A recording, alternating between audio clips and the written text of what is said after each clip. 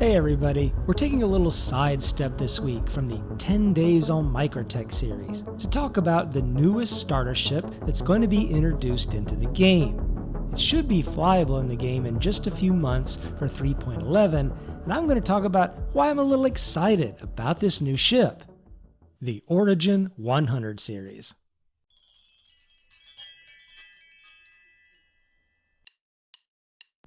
So this is a really early discussion about this ship, and a lot of information that's available could change between now and when it's actually released.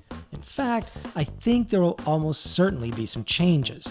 But I wanted to talk about this ship because ever since they introduced it as a concept, I really liked it for a couple of different reasons.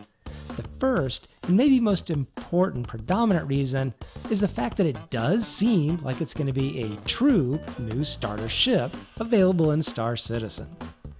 Now before going any farther, I do have to frame what I'm considering a starter ship for the purposes of this discussion.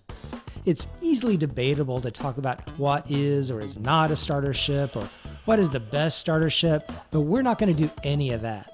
Instead, I'm going to frame this discussion purely around the entry-level cost of getting it into the game and how it compares to other games.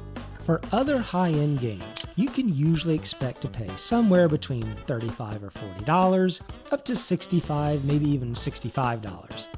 I'm sure there's a lot of exceptions there, and there's some really great games that cost a lot less. But generally speaking, that's what you can expect to pay for a good game with a lot of gameplay hours. Taking that as our baseline, right now, Star Citizen really only has about 4 true starter ships. You have the age-old, tried-and-true Aurora MR, the Mustang Alpha, both coming in at $45, which includes the game package, a more recent edition of the Anvil C8X Pisces at $60, and what might be one of the best starter ship values on the market, the Avenger Titan, coming in at $65.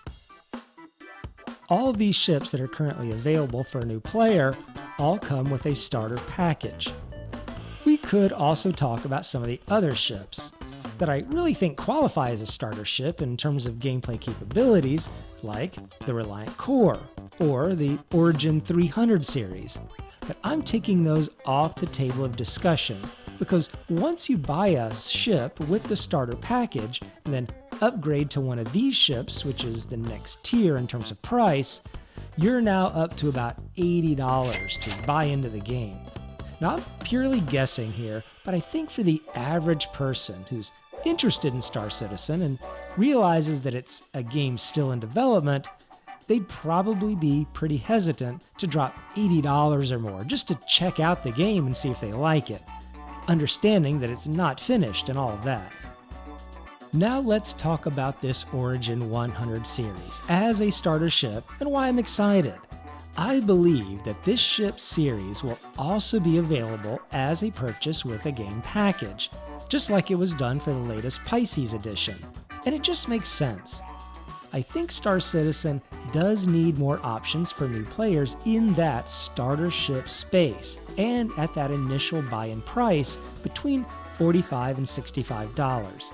They really need more than 4 ships in that price range.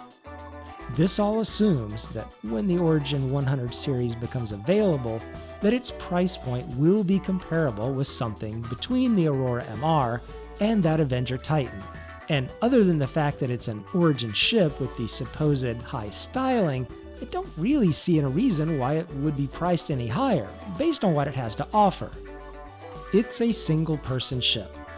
The Reliant Core has fully functional roles for 2 players and stronger weapons, so that ship has a reason, whether you agree with it or not, of costing a little more. The Origin series, particularly the 315P, has a cargo carrying capacity of 12 SCU, and an interior bathroom and small kitchen with some other amenities, and a couple size 3 weapons. So it again has a reason for costing more than our 4 starter ship references. In the new Origin 100 series, I particularly like the 135. It looks like it's going to be considered the light freighter and comes with 6 SCU of cargo space. This puts it on par with the Aurora CL, which is also the light freighter in the Aurora line. Now, people are already saying that this is probably irrelevant. The question is irrelevant. Because you can't make a lot of money with just 6 SCU, and you need to have at least X amount of carrying capacity, and so on. But we're not trying to compare this ship in a competitive fashion with a dedicated hauler. We're just comparing it with the other starter ships. The Origin 135 has 2 SCU less than the Avenger Titan that holds 8, which is another reason why the Titan is just an amazing ship. If we look at some essential amenities of the 100 series, it's supposed to come with a bed. I personally find having a bed extremely useful, and I often log out in the bed of my ship in the middle of gameplay.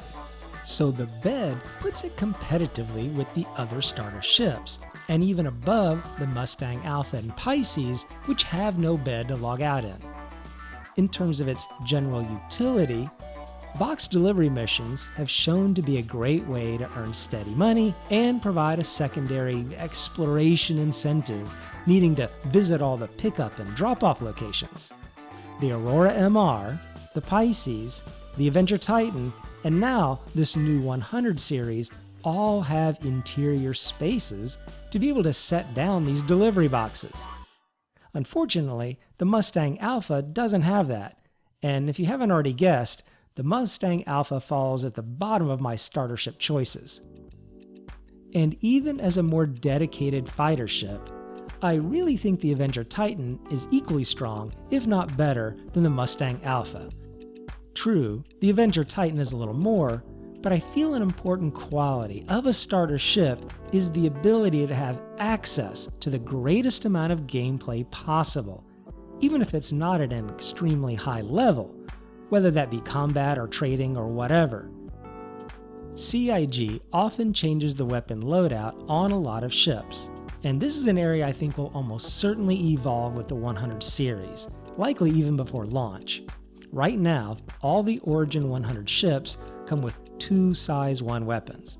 This is also true of their 125, which I believe will be their more combat-capable version of the series. So particularly with that one, I'm expecting a little bit more of a weapon upgrade. Even the Aurora MR comes stock with 2 size 1 weapons, and hardpoints for 2 more size 1 weapons. The comparison here is demonstrating that some of the other ships in this beginner starter package space have equal or sometimes better capabilities than what the Origin 100 series currently shows on paper. This is why I believe the 100 series will be competitively priced along with these other ships when it comes out on the market. I really hope they don't scale up and overprice the 135 light freighter, similar to the Aurora, because it really seems like it would be a nice ship to have as a starter and keep those gameplay options open. The other 2 Origin ships, the 100 and the 125, only have 2 SCU, which at that level is truly more of a novelty and said capability than a true viable use for gameplay and advancement. So would I get one of these ships if I were new to Star Citizen? I think that might depend on the exact price point they put on the ship. If it's $45 with the game package, then I would say absolutely. It would be a viable option, and I'd be scratching my head about it, and it might come down to a pure preference of styling over true capabilities. At $65, I think I'd still have to give a nod to the Avenger Titan, because it does have the cargo ramp in the rear to also load in a small ground vehicle, which again just cracks that door open a little more for additional gameplay options. But I do like the 100 series. It looks pretty big in these concept pictures. About as big as the 300 series. But they are just drawings, and I think the actual ship is going to wind up being a little bit smaller, but who knows? I am excited to see this ship come available and truly see what its final loadout is, the views from the cockpit, and experience that higher degree of fuel economy you get with the whole Origin line. This could be a very popular runabout ship for new and existing players. And if it pans out like it seems it will, it'll be a really nice and equally competitive starter ship with what's already available, not something with a clear advantage or disadvantage over what's already out there, which is something CIG I think really needs to have, just more options. I hope you liked this video and the early discussion of the 100 series. Feel free to like and subscribe if you want to. You can use my referral code for free in-game credits if you're new to Star Citizen, and I'll be talking to you later.